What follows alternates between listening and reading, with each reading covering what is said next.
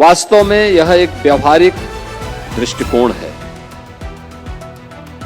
अलग अलग देश के अलग अलग क्षेत्रों में अलग अलग एग्रो क्लाइमेटिक जोन होने के कारण वहां की अपनी भौगोलिक और क्षेत्रीय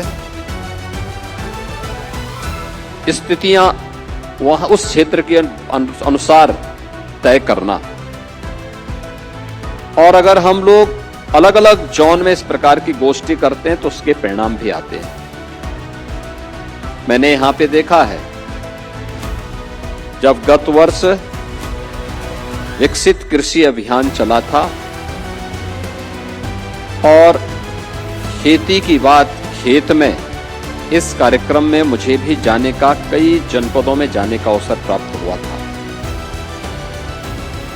मैंने देखा कि कितना उत्साह किसानों के पास, किसानों में, कृषि वैज्ञानिकों में, कृषि शिक्षा से जुड़े हुए जो हमारे प्रशिक्षु हैं, उनके मन में कितनी बेहतरीन जिज्ञासा थी कि उन्हें पहली बार अपने इनोवेशन को व्यवहारिक धरातल पर उतारने के लिए एक बेहतरीन अवसर प्राप्त हुआ है। पहली बार हुआ कि लैब में हम अलग से कोई अनुसंधान करें और फिर उसको लैंड तक आने में जो समय लगता था, अब लैब को ही लैंड तक पहुंचा दिया है। और इस अभिनव प्रयास के लिए मैं माननीय शिवराज सिंह चौहान जी का हृदय से धन्यवाद करता हूं कि उन्होंने व्यवहारिक रूप से इसको देश के धरातल पर उतारने का कार्य किया है।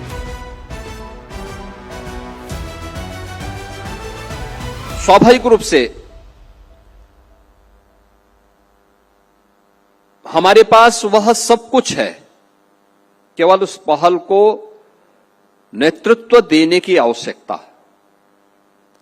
और नेतृत्व देने के लिए मुझे लगता है कि ये एक पहल जब भारत सरकार के स्तर पर होती है तो राज्य उसको स्वयं फॉलो करते हुए दिखाई देते हैं। अक्सर होता था कि नीतियां बनती थीं, एक औपचारिक आयोजन बनकर के सभी कार्यक्रम संपन्न हो जाते थे। आज ऐसा नहीं है। आज परिणाम हम सबके सामने देखने को मिल रहे हैं। और मैंने इस बात को देखा है कि पहली बार यानी थोड़ा सा प्रयास कर लें तो हमारे अन्नदाता किसान इतने मेहनती हैं, इतना व्यवहारिक जानकारी उनके पास है।